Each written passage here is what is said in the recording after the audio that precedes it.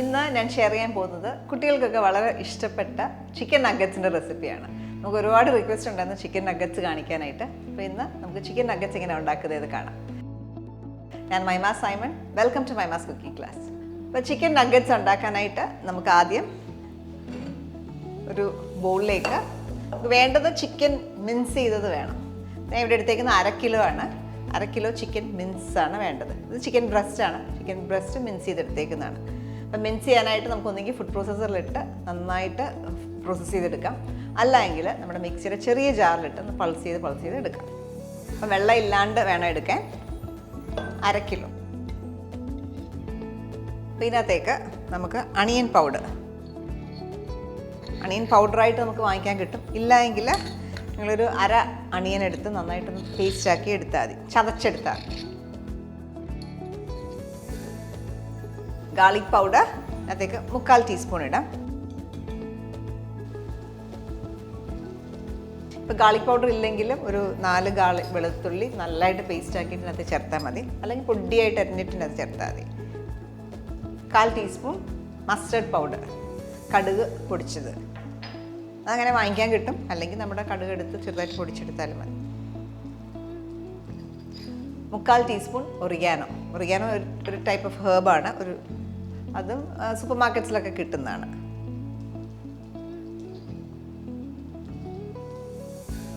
1/4 teaspoon ഉപ്പ്,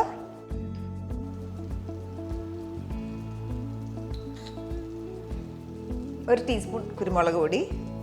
നമ്മൾ സാധാരണ നഗറ്റ്സ് കിട്ടുമ്പോൾ ഇച്ചിരി ഫ്ലേവർ കുറവാണ്, അപ്പോൾ ഞാൻ ഇച്ചിരി ഫ്ലേവർ ആക്കിയിട്ട് ഇച്ചിരി എരിവൊക്കെ ആക്കിയിട്ടാണ് എടുക്കുന്നത്. പാപ്രിക്ക പൗഡർ 1/4 ടീസ്പൂൺ ഇടാം. അതിന് പകരം നിങ്ങൾക്ക് കാശ്മീരി ചില്ലി പൗഡറോ അല്ലെ എരിവുള്ള മുളക് പൊടിയാണെങ്കിൽ 1/2 ടീസ്പൂൺ ചേർത്താലും മതി.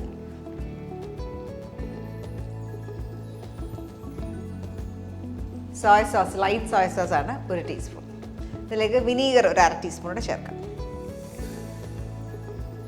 ഇതെല്ലാം കൂടെ നന്നായിട്ടൊന്ന് മിക്സ് ചെയ്യുക. നമ്മൾ ചേർത്തേക്കുന്ന ഇൻഗ്രീഡിയൻസ് എല്ലാം കൂടെ നന്നായിട്ട് മിക്സ് ആവണം, അതുവരെ കഴിച്ചെടുക്കുക.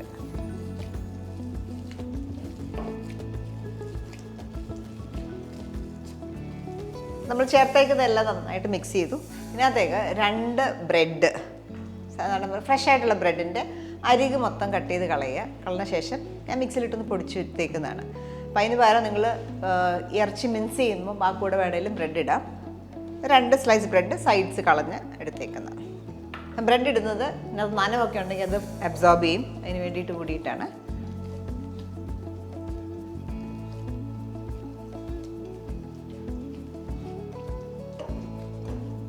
ഇനി ഇത് കവർ ചെയ്ത് 1/2 മണിക്കൂർ ഫ്രിഡ്ജിൽ റെസ്റ്റ് ചെയ്യുക. ഇത് നഗറ്റ്സിൻ്റെ ഷേപ്പ് ആക്കണമല്ലോ, അപ്പോൾ നമുക്ക് കുറച്ച് നേരം റെസ്റ്റ് ചെയ്ത് കഴിഞ്ഞാൽ ഷേപ്പ് ചെയ്യാനായിട്ട് എളുപ്പമാണ്. 1/2 മണിക്കൂറോളം ഫ്രിഡ്ജിൽ വെച്ച് റെസ്റ്റ് ചെയ്യുമായിരുന്നു. ഇനി അത് പരത്തിയെടുക്കാം.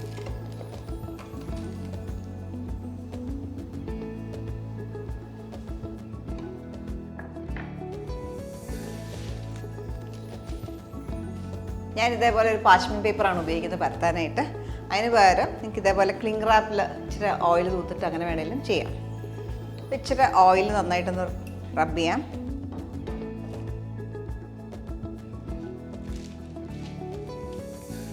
ഇത് സ്പ്രെഡ് ഔട്ട് ചെയ്യുക. ഫ്രിഡ്ജ് വെച്ചപ്പോഴത്തേക്കൊന്ന് ഫേം ആയിട്ടുണ്ട്, നമുക്ക് പരത്താനൊക്കെ എളുപ്പമായിട്ടുണ്ട്.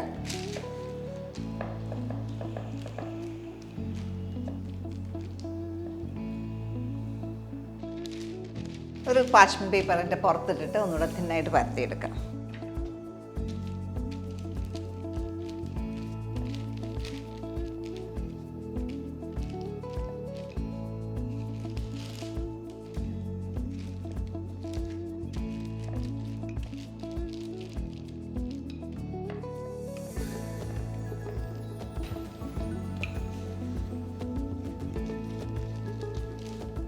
ഇനി നമുക്ക് കട്ട് ചെയ്തെടുക്കാം.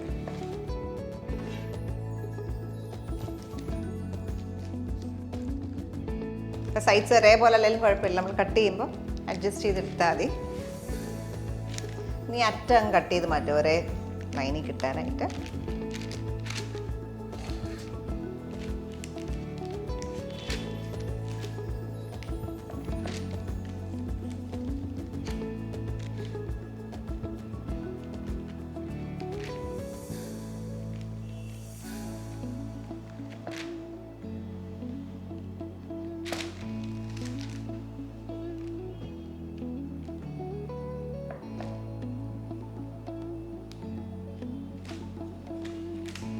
ഇതേപോലെ ഷേപ്പ് ചെയ്തെടുക്കുക. ബാക്കി നമ്മൾ സൈഡ്സ് കട്ട് ചെയ്ത് വെച്ചേക്കുന്നത് വീണ്ടും ഷേപ്പ് ചെയ്തിട്ട് എടുക്കാവുന്നതാണ്. ഇനി ഇത് ഓരോന്നും നമ്മൾ മൈദയിൽ ആദ്യം ഒന്ന് ഡിപ്പ് ചെയ്തെടുക്കണം. ഇതേപോലെ കോട്ട് ചെയ്തെടുക്കുക. ഞാനിപ്പോൾ ഈ ഒരു തിക്നെസ്സിലാണ് എടുത്തേക്കുന്നത്. ഇതിലും തിന്നായിട്ട് വേണമെങ്കിൽ അതുപോലെ എടുക്കാം. ഞാൻ പ്രിഫർ ചെയ്യുന്ന ഈ ഒരു തിക്നെസ്സാണ്.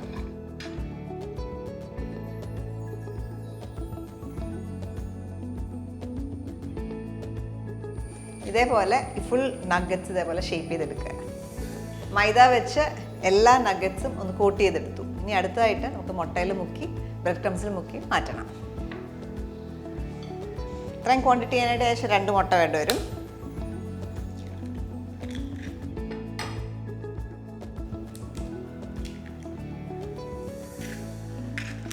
മുട്ടയൊന്ന് ബീറ്റ് ചെയ്ത് വെക്കാം. അല്ലെങ്കിൽ ഒരു മുട്ട മാത്രം ഉപയോഗിക്കുന്നെങ്കിൽ അതിനകത്തേക്ക് കുറച്ച് വെള്ളം കൂടെ ചേർത്ത് ചെയ്താലും മതി. നമ്മൾ ഇത് കോട്ട് ചെയ്ത് ബ്രെഡ് ക്രംസ് നൊട്ടിയിരിക്കാനായിട്ടാണ് നമ്മൾ മുട്ടയിൽ മുക്കുന്നത്.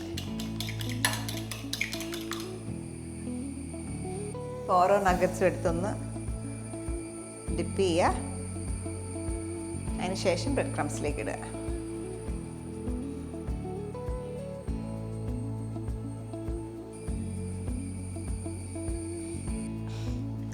മറ്റേ കൈ യൂസ് ചെയ്ത് വേണം എപ്പോഴും കോട്ട് ചെയ്യാനായിട്ട്.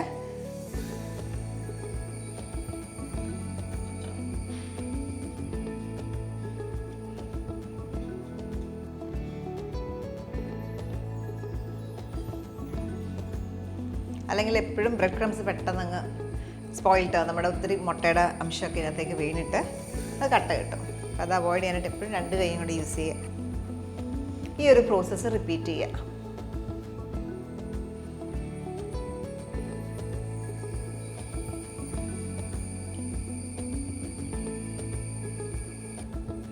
അപ്പോൾ എല്ലാ നഗറ്റ്സും നമ്മൾ ക്രം കോട്ട് ചെയ്ത് വെച്ചിട്ടുണ്ട്.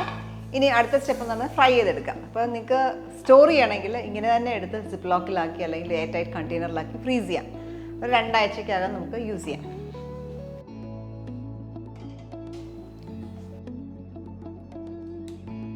ഫ്രൈ ചെയ്യാനായിട്ട് ഞാൻ യൂസ് ചെയ്യുന്നത് സൺഫ്ലവർ ഓയിലാണ്. സൺഫ്ലവർ ഓയിലോ കനോള ഓയിലോ അങ്ങനത്തെ ഏത് ഓയിൽ ഉപയോഗിക്കാം. വെളിച്ചെണ്ണ യൂസ് ചെയ്താൽ ടേസ്റ്റ് വ്യത്യാസം ഉണ്ടാവും. നമ്മൾ എണ്ണയിലേക്ക് ഇടുമ്പം എണ്ണയ്ക്ക് ചൂടുണ്ടാവണം. അതിനുശേഷം നമ്മളൊരു മീഡിയം ഫ്ലെയിമിലേക്ക് ആക്കും.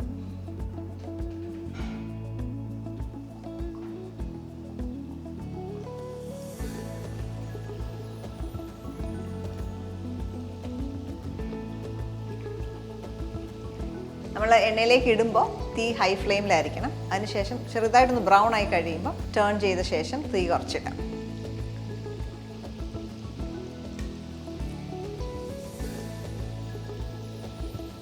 ലൈറ്റ് ഗോൾഡൻ കളർ ആകുമ്പോൾ ടേൺ ചെയ്യാം. അപ്പം തീ ഒരിക്കലും തീരെ കുറച്ച് വെക്കരുത്. എപ്പോഴും മീഡിയം ഫ്ലെയിമിലിട്ടാൽ മതി. ഒരുപാട് കുറച്ച് വെച്ച് കഴിഞ്ഞാൽ എണ്ണ വല്ലാണ്ട് കുടിക്കും. എല്ലാം ഗോൾഡൻ ബ്രൗൺ ആയി എടുക്കാം.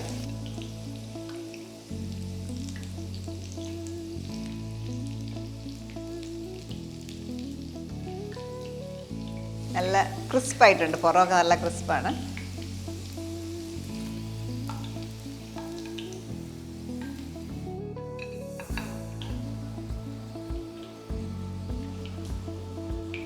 ബാക്കിയുള്ളതും ഇതേപോലെ ഫ്രൈ ചെയ്തെടുക്കാം.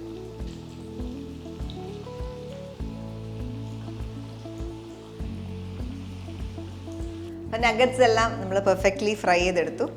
ഇതാണ് അതിൻ്റെ ഒരു ടെക്സ്ചർ. പുറം നല്ല ക്രിസ്പാണ്, അകം നല്ല സോഫ്റ്റ് ആയിരിക്കും. ഇങ്ങനെ വരും. ഇത് ടൊമാറ്റോ സോസിൻ്റെ കൂടെയോ അല്ലെങ്കിൽ മയണൈസിൻ്റെ കൂടെയൊക്കെ സെർവ് ചെയ്യാം. നമ്മൾ യൂഷ്വലി നഗറ്റ്സ് വാങ്ങിക്കുന്ന എപ്പോഴും ഫ്രോസണായിട്ട് നമ്മൾ വാങ്ങിക്കാറുണ്ട്. അതിന് പകരം ഇത് വീട്ടിലാകുമ്പോൾ നമുക്ക് തന്നെ അറിയാത്ത എന്തൊക്കെ ഇൻഗ്രീഡിയൻസ് ചേരുന്നുണ്ടെന്ന് അപ്പം കൂടുതൽ നല്ല ഇച്ചിരി ന്യൂട്രീഷ്യസ് ആയിട്ട് പിള്ളേർക്ക് ചേർത്ത് കൊടുക്കാവുന്നതാണ്. അപ്പോൾ ഇപ്പോൾ നമ്മൾ ഒറിഗാനോ ഒക്കെ ഉപയോഗിച്ചു. ഇപ്പോൾ ഒറിഗാനോ നിങ്ങളുടെ കയ്യിലില്ലെങ്കിൽ മല്ലിയില വേണമെങ്കിലും ഉപയോഗിക്കാം. നമ്മുടെ കയ്യിലുള്ള എന്ത് ഹെർബ്സ് വേണമെങ്കിലും ഉപയോഗിക്കാം. അപ്പോൾ ഈ ഒരു റെസിപ്പി നിങ്ങൾ എല്ലാവരും ട്രൈ ഔട്ട് ചെയ്ത് നോക്കുക. അടുത്ത വീഡിയോയിൽ നമുക്ക് വീണ്ടും കാണാം.